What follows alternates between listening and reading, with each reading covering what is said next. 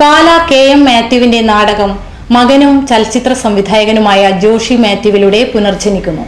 കുട്ടികൾക്കായുള്ള ഈ നാടകത്തിന്റെ റിഹേഴ്സൽ കോട്ടയം ചിൽഡ്രൻസ് പാർക്കിൽ ആരംഭിച്ചു. കണ്ടില്ലേ, വിശ്വാമിത്ര ഗുരുദേവനും ശിഷ്യന്മാരും ശ്രീരാമ ലക്ഷ്മണന്മാരും ആശ്രമം ലക്ഷ്യമാക്കി ആഹ്ലാദത്തോടുകൂടി ചുറുചുറുക്കോടെ നടന്നു നീങ്ങുന്നു. നാടിന്റെ അകമ്പൊരുൾ തേടിയുള്ള നാടകമെന്ന കലയ്ക്ക് ഇവിടെ പുതിയ നിർവചനം രചിക്കപ്പെടുകയാണ്. പാലാ കെ.എം. മാത്യു എന്ന ബഹുമുഖ പ്രതിഭയുടെ തൂലികയിൽ നിന്നും പിറന്ന ഗുരുകൃപ എന്ന നാടകത്തെ ആധാരമാക്കിയാണ് കുട്ടികൾ നാടകാവതരണത്തിന് പുതിയ ഭാഷ്യം രചിക്കുന്നത്. രാമായണത്തിലെ ബാലകാണ്ഡമാണ് നാടകത്തിന്റെ ഇതിവൃത്തം. പരിസ്ഥിതിയെ പരമാവധി ഉപയോഗിച്ച് 7 വേദികളിലായി നാടകമരങ്ങേറുമ്പോൾ കാഴ്ചക്കാരും നാടകരംഗങ്ങളിലൂടെ യാത്ര ചെയ്യുന്നുവെന്നതും മറ്റൊരു പ്രത്യേകതയാണ്. മഹാത്മജിയുടെ മനസ്സിലുറങ്ങിയിരുന്ന രാമരാജ്യത്തിനായുള്ള സന്ദേശമുയർത്തിയാണ് നാടകത്തിന് തിരശ്ശീല വീഴുന്നത്.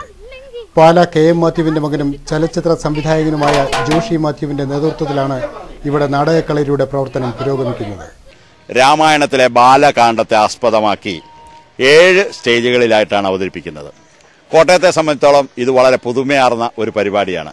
ഇതിനു മുമ്പ് ഒരിക്കലും കുട്ടികൾ ഇങ്ങനെ 6ഓ 7ഓ സ്റ്റേജിലായി നാടകം അവതരിപ്പിച്ചിട്ടില്ല. അപ്പോൾ അതിന്റെ റിഹേഴ്സലാണ് ഇപ്പോൾ ഈ ചിൽഡ്രൻസ് പാർക്കിൽ നടന്നുകൊണ്ടിരിക്കുന്നത്. ഈ നാടകത്തിന്റെ പ്രത്യേകത എന്ന് പറയുന്നത് എൻവയറൺമെന്റൽ സ്റ്റേജ്, പ്രകൃതിയുമായി ഇണങ്ങിച്ചേർന്ന വിഭവങ്ങളും അവരുടെ ഡ്രസ്സും എല്ലാം ആ രീതിയിലാണ് രൂപകൽപ്പന ചെയ്തിട്ടുള്ളത്. അങ്ങനെയുള്ള ഒരു നാടകാവതരണം കോട്ടയത്ത് ആദ്യമാണ്. ഗുരുശിഷ്യ ബന്ധത്തിന്റെ ആഴങ്ങൾ തേടിയുള്ള അനന്തമായ യാത്രയും ആത്മബന്ധങ്ങളുമെല്ലാം നാടകത്തിലൂടെ വരച്ചു കാട്ടുന്നു. ജില്ലയിലെ വിവിധ ദേശങ്ങളിൽ നിന്നുള്ള 33 കുട്ടികളാണ് 3 മാസത്തോളമായി ഇവിടെ പരിശീലനത്തിൽ സജീവമാകുന്നത്. മണികണ്ഠദാസ് സംവിധാനവും ജോസ് കല്ലറയ്ക്കൽ സഹസംവിധാനവും നിർവഹിക്കുന്ന നാടകത്തിന്റെ രംഗപടമൊരുക്കുന്നത് ആർട്ടിസ്റ്റ് സുജാതനാണ്. സെപ്റ്റംബർ 2 വൈകുന്നേരം 6:30 കോട്ടയം ദർശന ഓഡിറ്റോറിയത്തിലാണ് നാടകം അരങ്ങേറുന്നത്.